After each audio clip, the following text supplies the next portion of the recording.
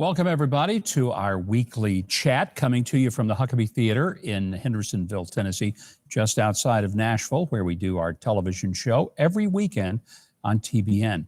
Glad that you're joining us. We are live, and we're going to be taking your questions here on the chat.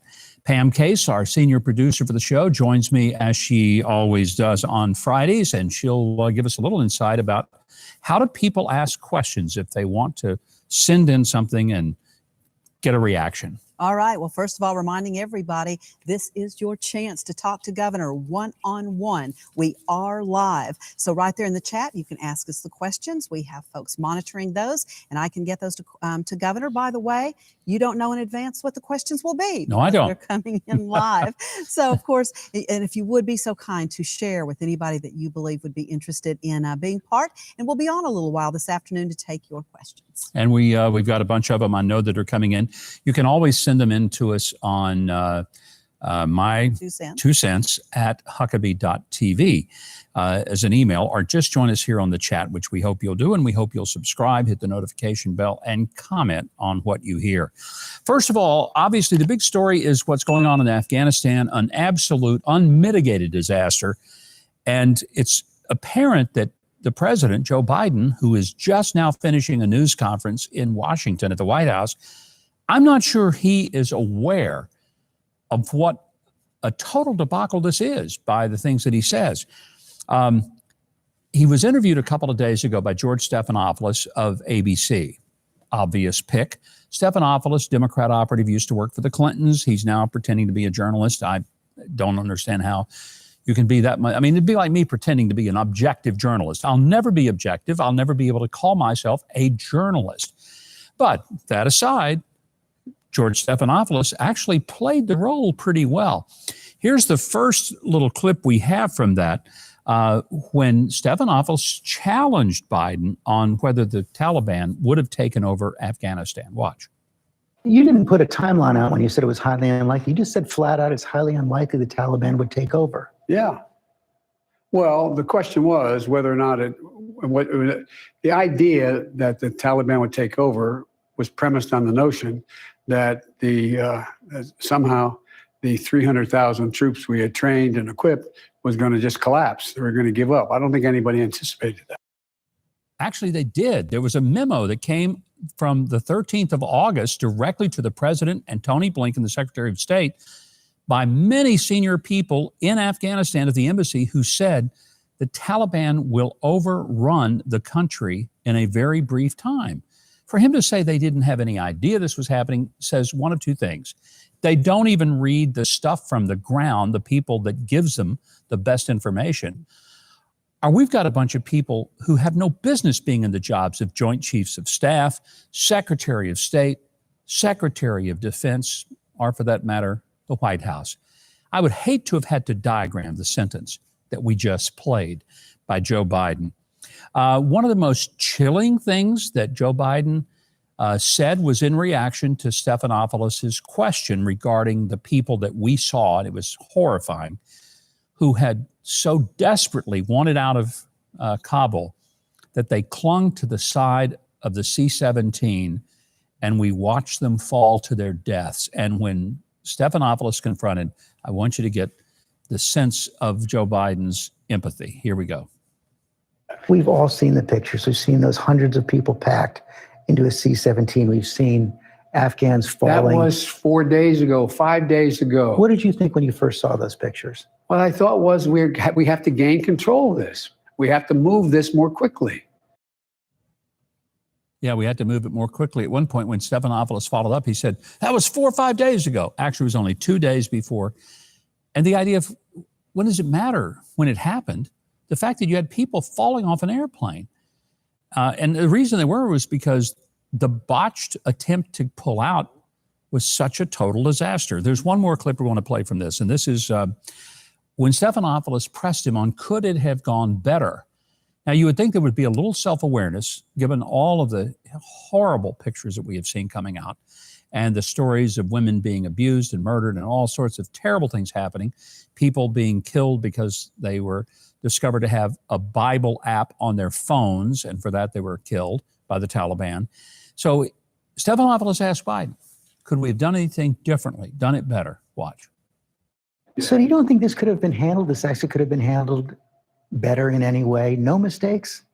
No, I don't think it could have been handled in a way that we're going to go back in hindsight and look, but the idea that somehow there's a way to have gotten out without chaos ensuing, I don't know how that happens. I don't know how that happened. So for you, that was always priced into the decision? Yes. That's just stunning. I've watched it probably at least a dozen times, and every time I see it, I still scratch my head and say, does anybody sit him down and talk to him and tell him, Mr. President, if you're going to comment on what everybody can see with his or her own eyes, you cannot just say, yeah, we thought that was going to happen. Yeah, we knew it was. Couldn't have done it any better. Did it great. But apparently out of the news conference just now, I've been looking at some comments going online, and pretty much his statement was things are going swimmingly well. Wonderful. And the world is certainly not losing any respect for us, which is utterly not true. Pam, we'll go to some of the questions we're getting from our viewers today, because I don't want to forget the fact that our primary purpose is to let our viewers ask us questions. So absolutely. I've got to start with David White, super chat, by the way, who tossed a couple of bucks in there for the chat to bring him to the top. And it's more of a statement, but I would assume it might be a common feeling. Thanks, Joe, for encouraging Bin Laden 2.0. That came from David White. Ooh, that is a brilliant assessment. I really think, David, that what you just pointed out is exactly what we're going to be in for, because every terrorist group in the world now knows under this administration, it's not just that we're not going to protect the Afghan people and those who helped us, those who risked their lives for the past 20 years to work side by side with American forces. My gosh, we're not even helping Americans get out of Afghanistan. We don't even know how many there are. Think about that for a minute. Our own State Department, the spokesman for the Pentagon, when asked how many Americans, well, we don't have that number. And when are you going to get them out? Well, we're not sure. And originally, they were telling people, you got to get to the airport on your own, like you can just call up an Uber on your phone app and get a ride to the Kabul airport and just walk right in. And then they were saying, you'll have to pay $2,000.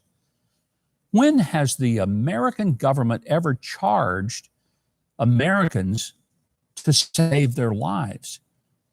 We're talking about career State Department employees who served in the most awful place, probably in the world. Not an easy place. And then they're told they got to pay to get out. Now, I think that may have been altered, and they may not be telling them that anymore, but they did tell them that, which I find to be utterly disgusting. So, David, I appreciate it. Let me remind you, be sure to subscribe, hit the notification bell, give your comments, like it, and share it with other people so they can join us here in the chat. So many people in the chat today, too. And I'll tell you, we've got folks from Europe. We've got New Zealand on today. Wow, of course, good. plenty from our USA. And I want to bring this question to you because I think it's really good. If you had the chance, Governor, to talk to Joe Biden, what would you tell him? I would tell him to be honest and level with the American people and say that it was a total disaster and that you apologize to the American people, to the Afghan people, and to the world. And we will never, ever allow this kind of situation to happen again. And that we're going to turn our military back into a lethal force rather than a woke social club. When you've got Joint Chiefs of Staff Mark Milley testifying before Congress about how he wants to make sure that we're sensitive, making sure that everybody understands critical race theory, making sure that everybody is woke. And I'm thinking, that's not what our military is for. And it's an embarrassment to those who have served. And I tell you, how would you like to have a son or daughter that said, I'd like to go into career foreign service, like to work for the State Department? I mean, it's going to be a hard sell, knowing that it used to be America would move heaven and earth and take whatever assets and resources. And let me be fair, Democrat or Republican president, that was just a standard. They may not have always succeeded at it, but they at least tried. In this case, you got a president who says, if you give us $2,000 and you can get to the airport, maybe you'll catch a ride on one of our planes. Otherwise, if you're an Afghan, forget about it. Even if you've been good to us and faithful to us and risk your life for us and that of your family, you're on your own. What a message to send. And by the way, so speaking of Osama bin Laden, let us not forget that when Barack Obama, one of the things he did that I saluted, he gave the order to take out bin Laden. There was one person in the room who disagreed with the decision and urged President Obama not to do it. His name? Joe Biden, then vice president. Wow. Wow. Some super chats coming in, several actually. Got one from a gentleman by the name of David Mizrahi. No comment, but just did it just to for a big hello and shout out from you. Wonderful. Also, Scott Campbell, as a super chat, my wife and I saw you. It seems like a personal message to you. My wife and I saw you with Dan Celia in 2015 in Richmond, Virginia. Yeah. And I gave an envelope to your campaign manager in which I asked your opinion on when does a boy know that he's a man. Your answer was awesome, and it's included in a book and that I made for him. And they wanted to thank you for that from 2015. I remember being there with Dan Celia, a great guy, and remember the event very well. And gosh, I'm glad I said something that was worth writing down and quoting. Thank you. That's well, great. We've got a lot of folks that want to hear from you today. Reminder to everybody that this is your chance, one-on-one with the governor this afternoon. Jay Smith to the top with a super chat. Thank you to all the patriots. Just making just a big hello out there, and thank you. Indeed, Jay, great message to be reminded that virtually every American I know, regardless of what political persuasion they are, believe that America is a great country, an exceptional country, and that we ought to act like it. And one of the ways we act like it is if we put people in harm's way, which would be all of our American citizens who are over there serving us. And it would also be all those Afghan translators and military people that risk their lives to be with us, that when we turn that country over to the Taliban, and these folks are basically targeted for slaughter, that we do everything we can to save their lives and to get them out of there. Darren Straley, a shout out, super chat. So thank you for Hi, Darren. Tuning in with us this afternoon. Here's a question for you from Kiki Yu. Why don't the U.S. deploy a larger force into Kabul right now? Well, they could, but right now, I think we've got the additional challenge of we gave up the most strategic place we had, which was Bagram Air Base. Very secure, would have been an ideal place to stage an extrication of Americans and the Afghans that we have an obligation for. But we gave that up first. And then we didn't really secure Kabul. I mean, the order in which, and I know some people are going to say, oh, you're just partisan. Trump wanted to get out of Afghanistan as well. I'll be the first to acknowledge that. But the plan that he had was, first you get all the Americans and the Afghans who have served us, you get them out safely and quickly. Once you've done that, then you destroy all of the, I guess you could say, evidence. In other words, you go into the State Department, you get rid of files, and you make sure that you erase stuff and burn things that you don't want the Taliban to have. Because right now, they're going through all the records at the embassy. They have everybody's phone numbers. They've got their bank accounts. They've got their addresses. They know how to go look for them. They know who the Afghans are that helped them, because all those records, we left so quickly, we didn't have time to get rid of it. And then after you get rid of that, then you take the military assets and you either relocate them and salvage them, or you destroy them. Pam, I don't know if you know, but we left $83 billion, not million, $83 billion worth of military hardware for the Taliban, including a bunch of Black Hawk helicopters, some A-29 airplanes, and millions and millions and millions of dollars of weapons, Humvees, armed tanks, night vision goggles. I mean, stuff that the Taliban could never have ordered off Amazon and been able to pay for it, and we gave it to them. And probably the ammunition the ammo support is, of it. yeah. Got an ammo shortage in America, but not with the Taliban. Gracious. They're loaded up. Couple of super chats for you, Governor. Jonathan, keep up the good fight of speaking truth. Comment from Jonathan. Thank you. Susie is asking, also a super chat this afternoon. Thank you, Susie, for that. What is the best way to voice your concerns with your congressman? I've written numerous times regarding various subjects, and all I get back is donation requests. Oh, loves the show, by the way. Yeah. Go to a town hall meeting and stand up and be heard. and express what you just did, that the only time you hear from your Congress member is when they want a donation or a vote, and say that it's really hard for you to want to vote for somebody that won't answer their questions, and remind them in a gentle way. I don't think you should be mean or ugly about it. I think you should be kind but firm, and just say, the last time I checked in the Constitution, you worked for me, not the other way around. I truly believe that elected officials forget that public service means that when elected, we work for the people, and the people never, ever are viewed to having been working for us. All right, we've got a clip. One of the things that's happening in Afghanistan that we're very troubled by is what's happening to women. For the past 20 years since we've been there, women have been able to get educated. They've had jobs. They've been able to live. That's being destroyed in a matter of mere days. Now, the Taliban says, we will respect women within the framework of Islam. Here's what they said. I have already mentioned that women will be allowed to work according to the principles of Islam. Women are very respectable to us. We respect them, and they will be allowed to work according to the principles of Islam. There's the catch right there, according to the principle of Islam. Now, how they interpret it, not every Muslim does, because obviously Muslims work all over the world, and many of their women are free, and there's a difference between Muslims that perhaps you and I know and respect and have great relationships and friendships with, and this type of Muslim who believes that women basically are property. And they believe that if a Taliban member wants to force a woman into marriage, they have the right to demand that she marry a Taliban warrior. No questions, no engagement, no ring, no asking Papa. It's just, yep, you're going to be my wife.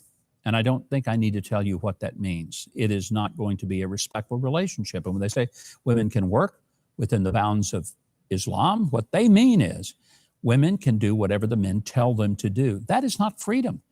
And women are not going to be able to be educated. They were immediately told, as soon as the Taliban took over, the little girls were told they could leave school. In fact, they wasn't just they could, they had to. This is a tragedy, and it's just one of the most horrible things. I'll tell you how bad the situation is and how bad it is for Joe Biden. He's even lost CNN. Now think about this. Clarissa Ward is the chief international correspondent for CNN. I want you to see her report. Here's a clip of it right here. You look very frightened. Exactly. Too much stress. It is not easy for a person to work a lot with international organization, having more than 10 years experience of working with international, and now no one of them helped me. Just sending emails to different organizations that I work with you, but now no response. What's so sad about that, this is a woman, an Afghan woman, who has worked with a number of humanitarian groups. And when the Taliban came in, she cried out to them, hey, can you help me? And she didn't get a response from the very groups. And this is a shame upon those groups for having recruited and used her and allowed her to help them. And then when she needs them desperately, they basically said, we're out of here. What a tragedy. But one of the things that Clarissa Ward said on air, which I was shocked she did it, was that if this isn't failure, I don't know what failure looks like. That was CNN. Joe Biden, here's a message. When you lose CNN, who have been totally in your pocket, man, you've lost. Remember, subscribe to our YouTube channel. Hit the notification bell. Leave us a comment. Even if we don't get to it on air, we'd love to read it. And be sure to like our YouTube page and hit that share button and share it with friends of yours that you think would enjoy it. Let's go back to our questions. And so many hungry today for what you have to say as I read through this. Another super chat, this one from David Mizrahi as well. Now that even the left has been questioning Biden's mental state as president, who would be vice president if he was removed from office? Nancy Pelosi?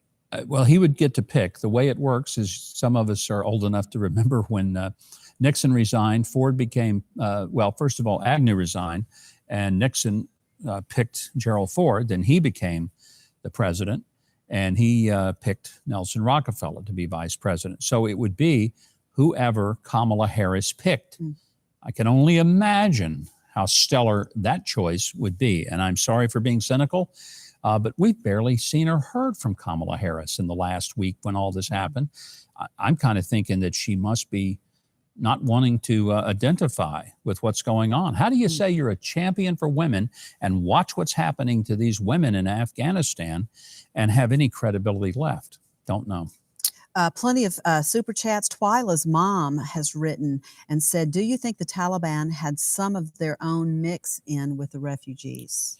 They very well could have. I mean, the point is it possible somebody could get out with the refugees? Of course it is. The key to that is setting up a screening process so that even if we get them out of the country, before we assimilate them into the mainstream of America, we check their identity.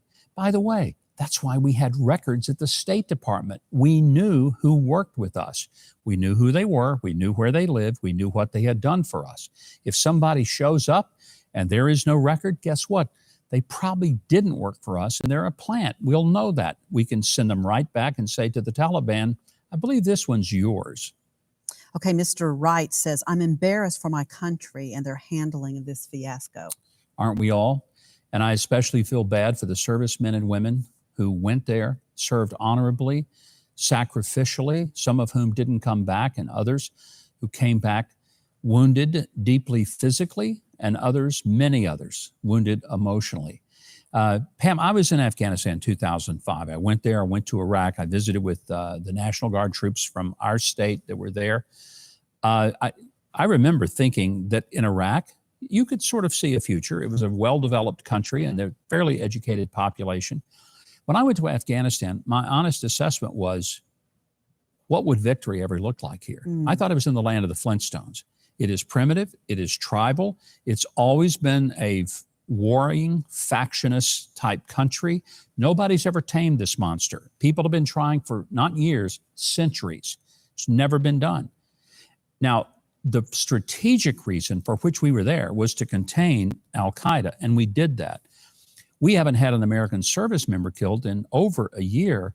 So our presence there recently really was not a detailed military mission. It was sort of keeping peace and keeping an eye on the uprising of terror groups like al-Qaeda, Boko Haram, and others. So we may rue the day that we made the decision we made. So we've got another question from Johnny Sechrist, and he's asking, American soldiers, should they stay out of countries unless war is declared against that country? And do you agree with that statement? Well, generally, I think that's a good point when we're talking about true war activities. And I do think that we ought to follow the Constitution more strictly and involve the elected representatives of the people, the Congress. Only Congress can declare war. And we've not followed that really since World War II for the most part. And that's kind of tragic. And I think it's because sometimes Congress, they don't want the football. They don't want to have to sign up for it. So they let the executive branch, under various resolutions, whether it was the Tonkin Gulf Resolution of 1964 that got us more involved in Vietnam, or whether it was an emergency declaration. But I do think that it ought to be something that America, through its elected representatives, choose to do, and that we do it very carefully and willfully. Now, are there times when we engage in using our military for the sake of a people who are being slaughtered? I think that there's a role. If you're going to be the biggest dog on the block, sometimes you got to bite the little dog that's trying to, hurt the unprotected and the vulnerable. It goes with the responsibility of being a superpower. But if we keep acting like this, we don't have to worry about it because we aren't a superpower if we botch stuff like we've done this week in Afghanistan. Jeff Fellman has asked, is it true that Trump could be the Speaker of the House? I mean, it's one of those, could I fly on Jeff Bezos's next rocket launch? I could. I probably won't. Is it within the context of possibility? The Republicans take the House next year, and you don't have to be a member of the House to be the Speaker, technically. It never has happened that a person was the Speaker who wasn't, but it could be.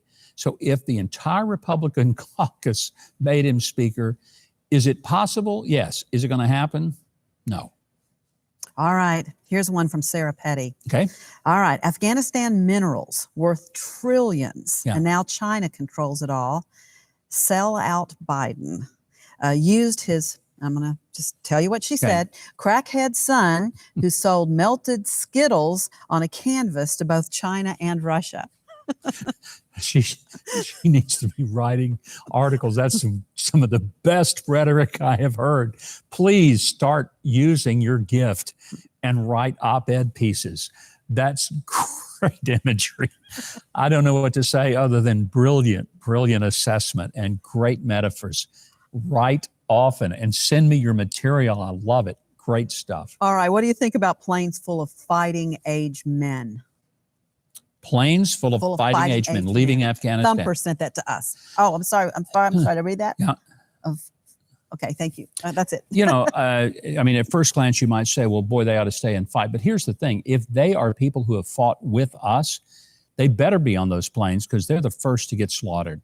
So I don't know who they are, and I'm not going to second guess what their motives are. But I do know that if they're the ones who have been our translators and our helpers, if they're not on those planes getting out, I mean, they're going to be slaughtered. The Taliban has them targeted.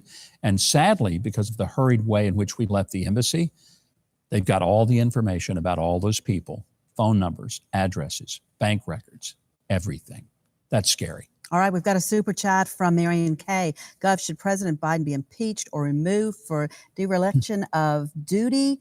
To me, has completely overlooked the Constitution and his oath of office. Look, I think he's just, be blunt, boogered this up terribly.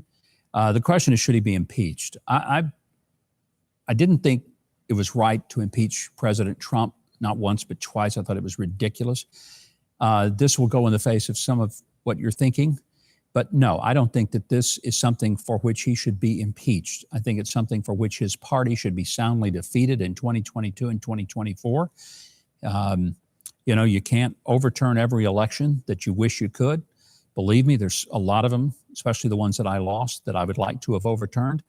But that's not how our system works. And we don't want to get into the situation from a bigger perspective where every time we have a president who does something that we think is boneheaded, that we just decide we're going to remove him. That's got to be something very carefully, thoughtfully made. And I'm not sure that what he did, it was incompetent, it was inexcusable, it was all of those things. It was absolutely just a true failure to perform. But that is not a high crime or a misdemeanor. You don't elect people, frankly, because they're always going to make good decisions. You elect them because you believe they have honor and integrity. Now, if we find out that through Hunter, he made money off the China deal or made money off the Ukraine deal, that is a reason to impeach him. And that would be absolutely justifiable. Well, we are so grateful this afternoon. There's still some time left, too, for all the folks that are participating in the chat. It's great. So continue to do that. Continue to share with your friends. And, of course, to subscribe, do that and ring that bell. And you'll get notified whenever we do this again, which we try to do each week. All right, this super chat from Darren Straley. What's your view on China threatening U.S. troops in Taiwan? Keep charging, Governor Huckabee. You know, I've always felt we have stood in the past with Taiwan, and we should continue to. I've been there many times. Taiwan is there because those were the people who escaped the Mao Zedong communist revolution in China. They created a free people of Taiwan.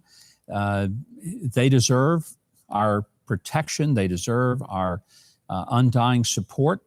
And if Taiwan falls, it's just a matter of time before the rest of Asia begins to tumble. So look, I don't trust China. Let me be very blunt. We've made a huge mistake as Americans. And I want to say, some of you multinational global companies that spent so much money, not only buying junk from China because you could get it cheap, and yeah, we in America bought it cheap, and we're paying for it now, but you made deals with the devil so you could sell the emerging market of China a lot of stuff. I hope those profits feel good and you're happy about it when you lay your head at the pillow at night, because many of the big corporations of the world have sold, not just their soul, they've sold America's soul to the communist Chinese. I don't trust them. Another place I've been And I'm telling you, they muzzle free speech and free thought to a level that makes Facebook and Twitter over here look like everything is on the up and up. It's really disgusting. And if we didn't learn anything else from the Wuhan virus, we ought to have learned these are not our friends. They are not looking after our interest. Well, you're doing exactly what Rayabella is thanking you for, by the way. She says, love Huckabee, straight shooter. And that's what we've got. Got another super chat from Navy vet. Thank you for that. What's your opinion, Governor, on Biden saying that Kabul would not look anything like Saigon? In my opinion, Saigon looked like a playground compared to Kabul. Well, first of all, Navy veteran, thank you. Thank you for serving our country. And I have a feeling that it pains you to see what's happening to our military and its leadership promoting more of its members being sensitive and thoughtful and woke than it is that they're a lethal fighting force. Comparing this to Saigon is unfair to Saigon. That was painful to watch. You know, I was in college when all that was going down. And quite frankly, as painful as it was, we did do a pretty doggone good job of getting our people out of there. And we kept those helicopters running until we got the Americans out. And you know what else we got out? We got out thousands of Vietnamese. And many of those people ended up in my home state of Arkansas. They processed through Fort Chaffee near Fort Smith, Arkansas. And I just want to say they became some of our most wonderful citizens. They quickly adapted. They learned the language. Their kids became the valedictorians and the salutatorians of our schools. They opened businesses. They were entrepreneurial. They were very responsible, tax-paying, hardworking people. So when I hear people say, oh, you know, we're so afraid of refugees, I can just tell you when the Vietnamese came to the state of Arkansas, they created one of the strongest and most respected communities that we had. John Binions writes, what do you think can be done to stop the influence of China? Quit making them rich with American dollars. Do what Trump did. You know, this is where people don't give him credit. He held their feet to the fire. He told them they would have to live by the trade agreements they had signed, which they had never honored. They would enter a trade agreement. Here's an example, because again, it goes back to what I saw firsthand from my home state of Arkansas. Arkansas is the Mississippi County, for example, #1 steel producing county in America. Well, the Chinese would dump enormous amounts of steel that they had subsidized so that they could underprice the market and put the American companies out of business so that China would be the only steel source. And they did that illegally by violating trade agreements and sometimes running that steel through other countries as a third party to pretend that it really wasn't from China. When Trump came along, he said, we're not going to let that happen anymore. And he pushed back. He put tariffs on the products. And you had a lot of Republicans who tore their shirts over that. But thank God Donald Trump did something. He was the first president who has done it. And that's why, quite frankly, the establishment hated him, because he was costing a lot of these big companies and corporations money that they were making by doing a deal with the devil. And that devil was China. Well, here's one for you. Trump, the rightful POTUS. If you don't put him back, can we borrow him for the UK? Must be from one of our good UK viewers. And by the way, some of the most powerful things that I have heard in light of all this the last few days have come from UK Parliament members and also from some other observers there. And to the credit of the British and the French of all, you know, we make fun of them sometimes that they're not that strong and they don't really stand up. But the French and the British have sent paratroop forces in to get their people out. They have gone door to door. They've looked for their folks. They didn't say, get to the airport if you can, and we might get you a ride. They said, we'll come to you and we will get you and we will get you out of here. So I give a deep, hearty salute to our friends and neighbors in the UK, and I got to say it, in France, for doing what the United States ought to be doing with our people. Well, a big thank you today. I'll tell you, we have had so many people, and just an apology for not getting to everybody today, but make sure that you continue to write us, my 2 cents, of course, always, and we'll take those comments and set us up for the next time that we get together. Well, I look forward to it. Be sure to leave your questions in the comment section. You can always email us a question. We can save it for next week or try to get to it. It's called my2cents@tbn.tv. And subscribe. That way, when we're going to do one of these, we'll let you know, and you can be a part of it from the very beginning.